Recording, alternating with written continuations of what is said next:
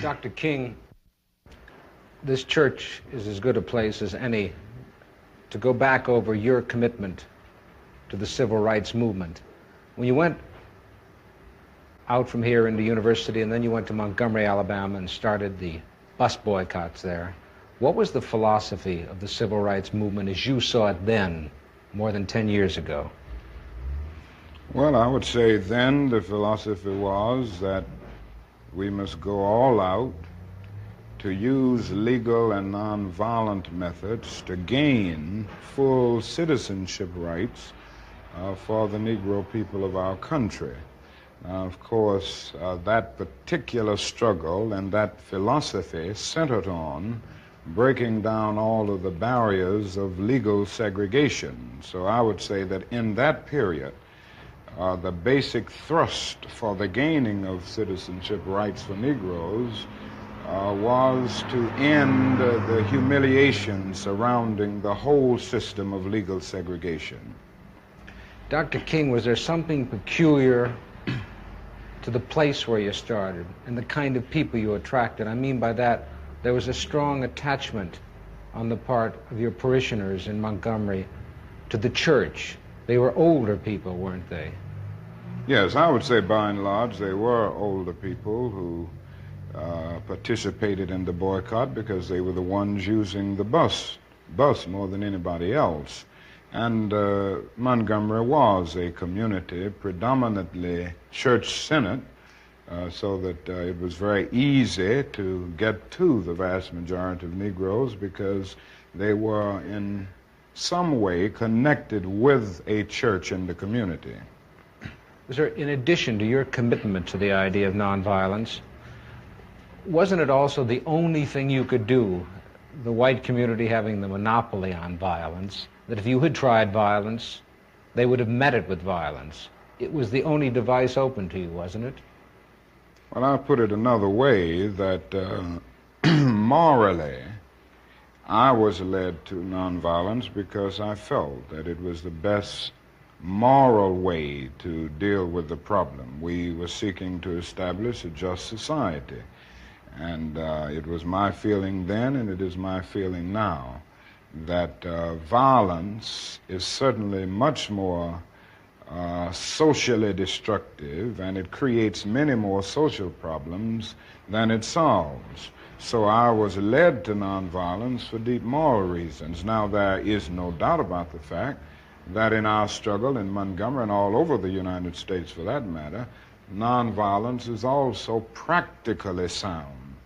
It would just be impractical for the Negro to turn to violence. He has neither the instruments nor the techniques of violence. We are about 10 or 11% of the total population of the nation, and I would say we're about 1/10 of the firepower. So it would just be totally impractical and unwise and unrealistic for the Negro to think of violence. Well, I saw this in the beginning in Montgomery, but this wasn't the basic reason that I turned to nonviolence and that I believed in it as a philosophy.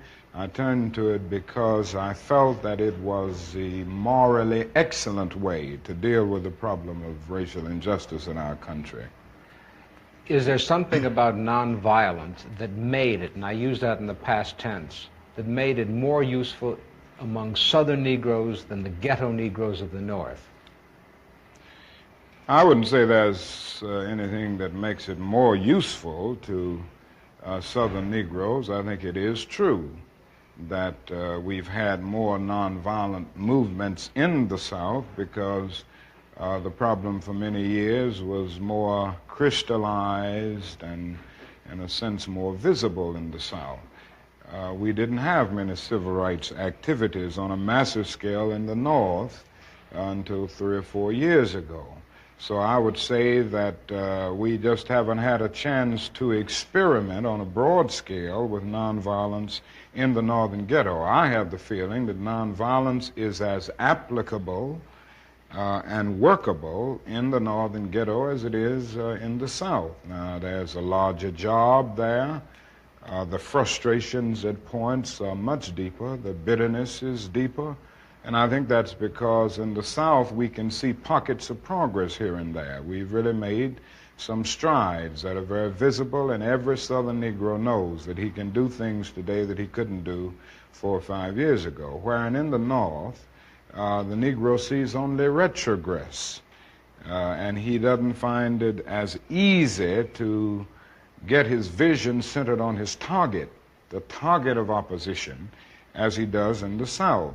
Consequently, this is made for despair and at many points cynicism, a feeling that you can't win, and it simply means that we've got to develop in the North a massive job of organization and mobilizing forces and resources to deal with the problem in the urban ghettos of the North, just as we've done it in the South.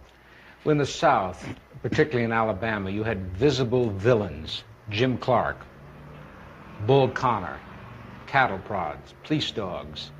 But in the North, you don't have those visible villains.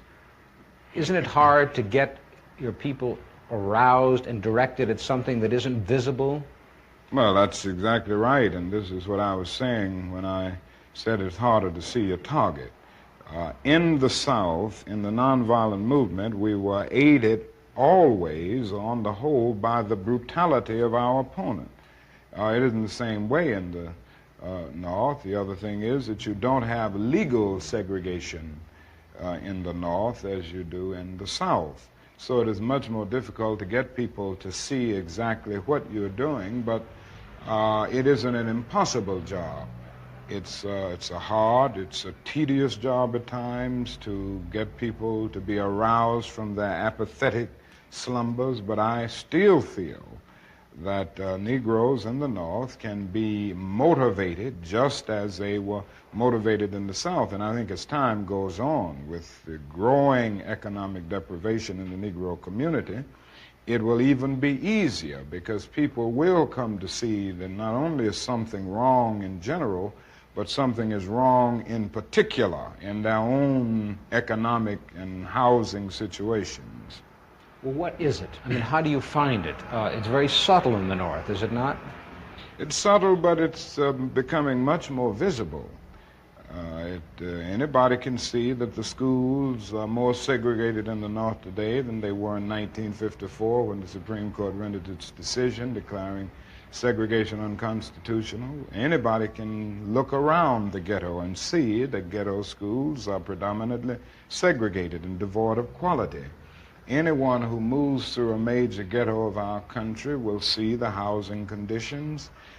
People don't have to be reminded that they are forced to live in slums in many instances, and they're often rat-infested, vermin-filled slums.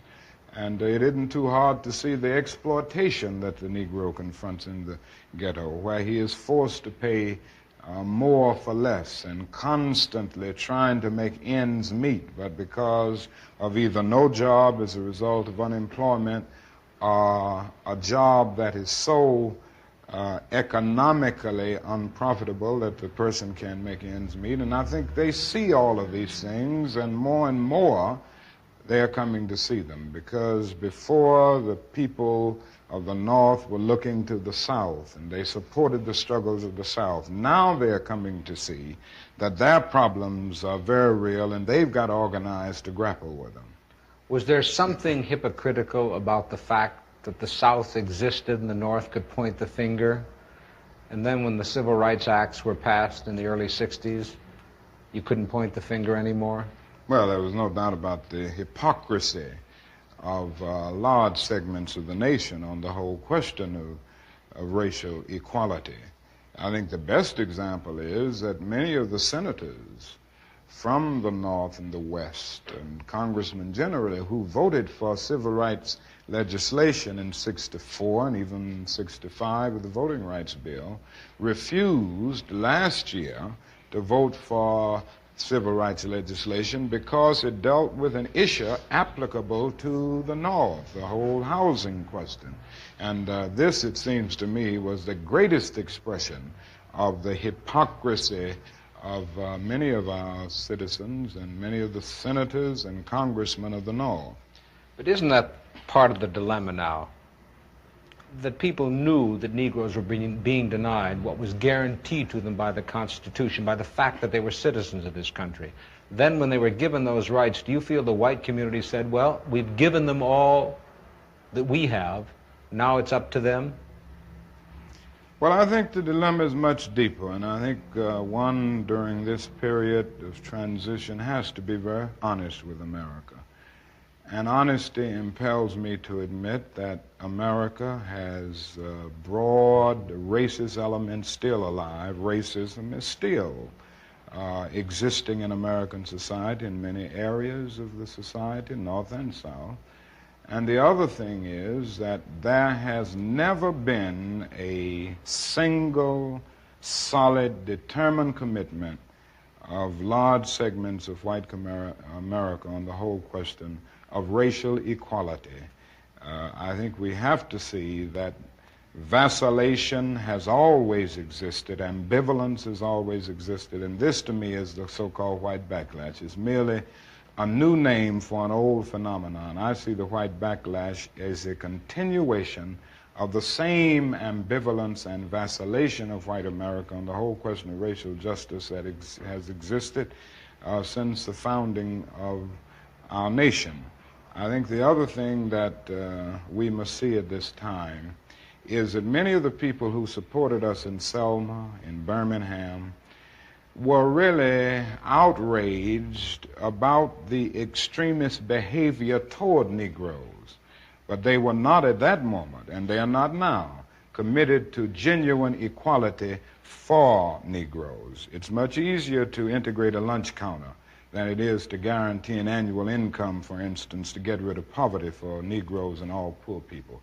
It's much easier to integrate a bus than it is to make genuine integration a reality and quality education a reality in our schools. It's much easier to integrate even a public park than it is to get rid of slums. And I think we are in a new era, a new phase of the struggle, where we have moved from a struggle for decency, which characterized our struggle for 10 or 12 years, to a struggle for genuine equality.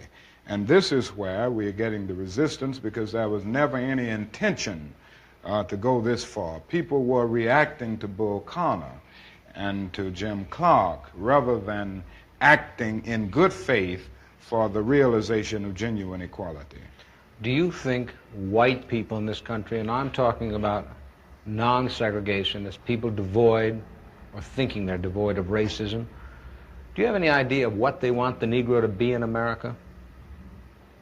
Well, it depends on the level that we are talking here, because I think you have to make a distinction between the people who are genuinely and absolutely committed in the white community on the question of racial equality. And I must confess that I think they're in a very small minority. I think the vast majority of white Americans will go but so far. It's a kind of installment plan for equality, and they are always looking for an excuse to go but so far. Why are they looking for the excuse? What is it about the Negro? I mean, every other group that came as an immigrant somehow, not easily, but somehow got around it. Is it just the fact that Negroes are black?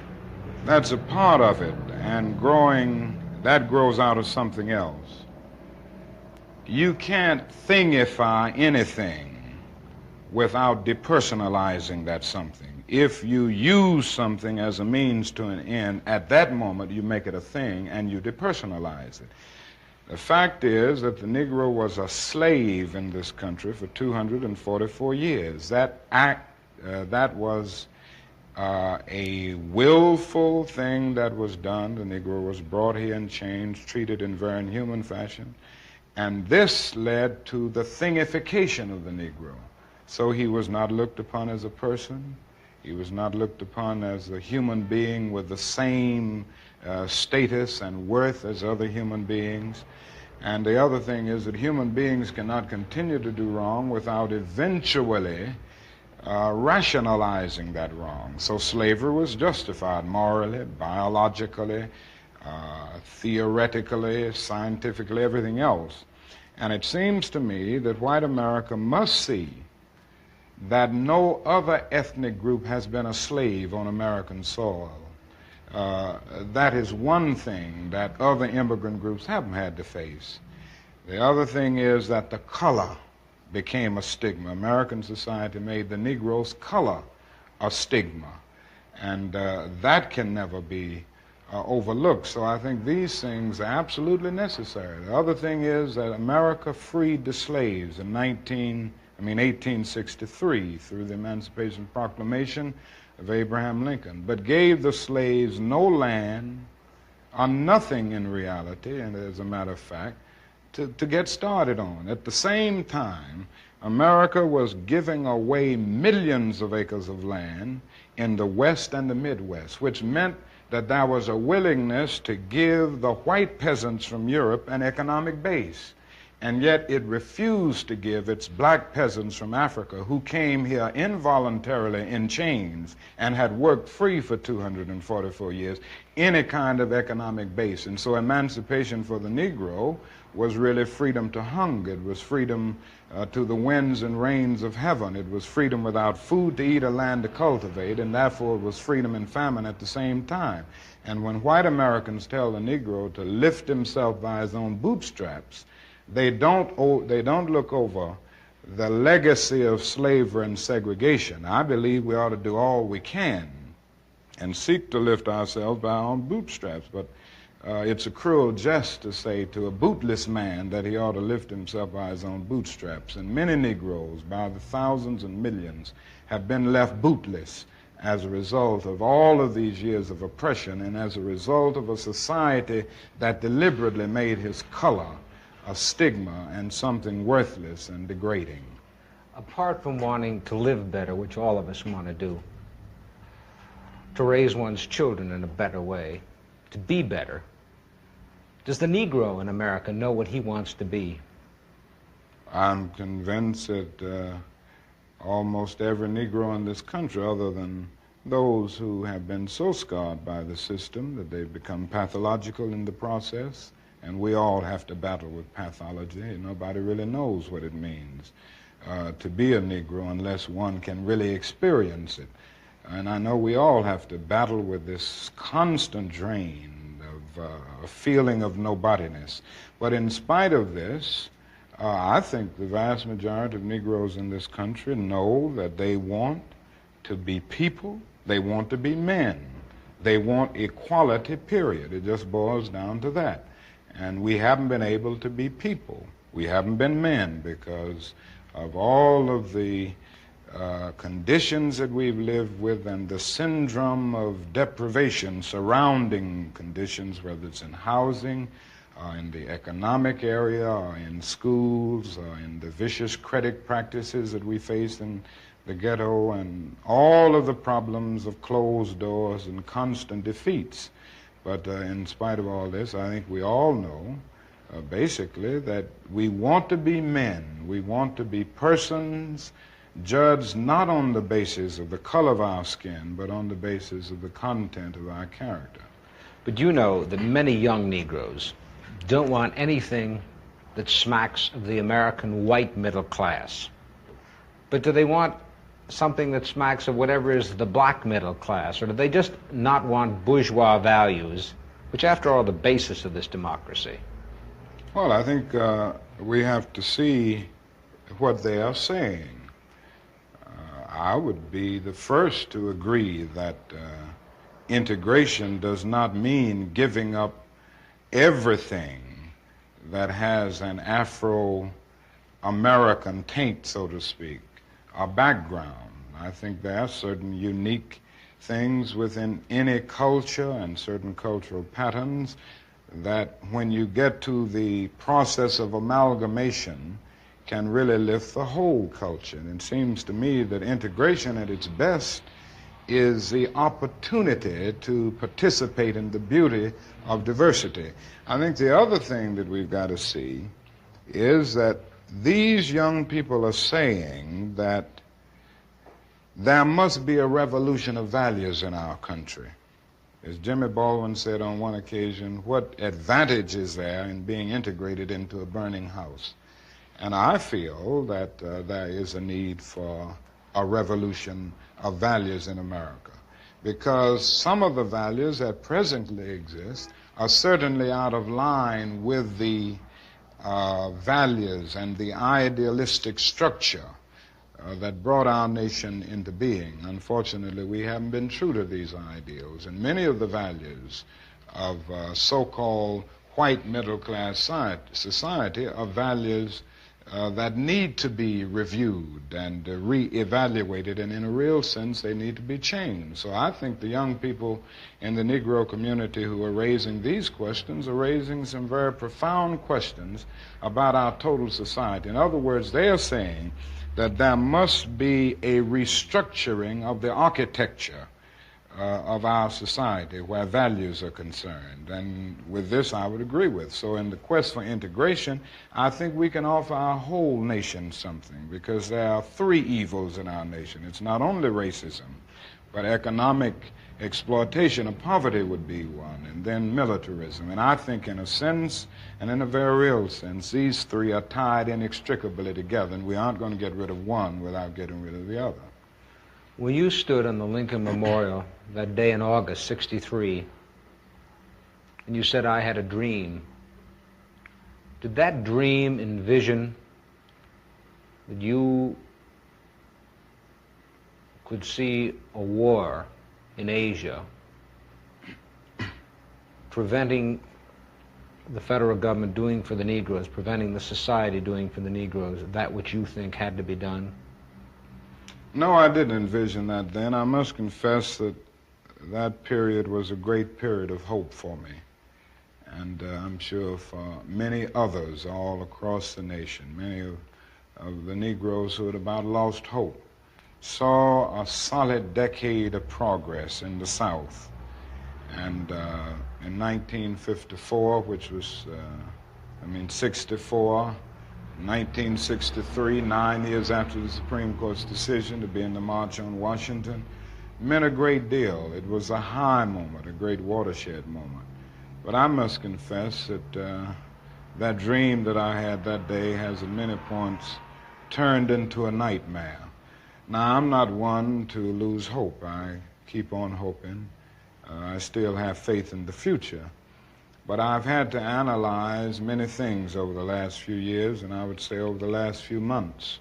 I've gone through a lot of soul-searching and agonizing moments, and I've come to see that we have many more difficult days ahead, and some of the old optimism was a little superficial, and now it must be tempered with a solid realism. And I think the realistic fact is that we still have a long, long way to go, and that we are involved in a war on Asian soil, which, if not checked and stopped, can poison the very soul of our nation.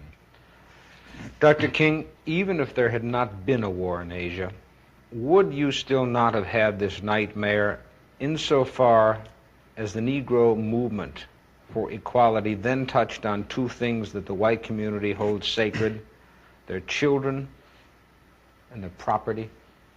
Oh, I have no doubt that we would have encountered great difficulties, great problems of resistance if the war had not been in existence. So that I'm not going to say that all of our problems will be solved if the war in Vietnam is ended. But I do say that the war makes it infinitely more difficult to deal with these problems.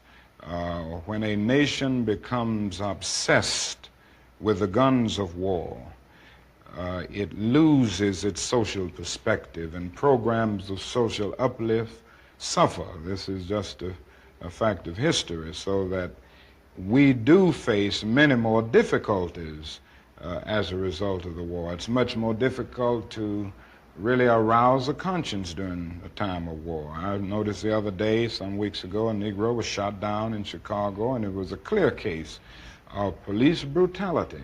That was on page 30 of the paper, but on page 1 at the top was 780 Viet Cong killed. That is something about a war like this that makes people insensitive. It dulls the conscience. It strengthens the forces of reaction.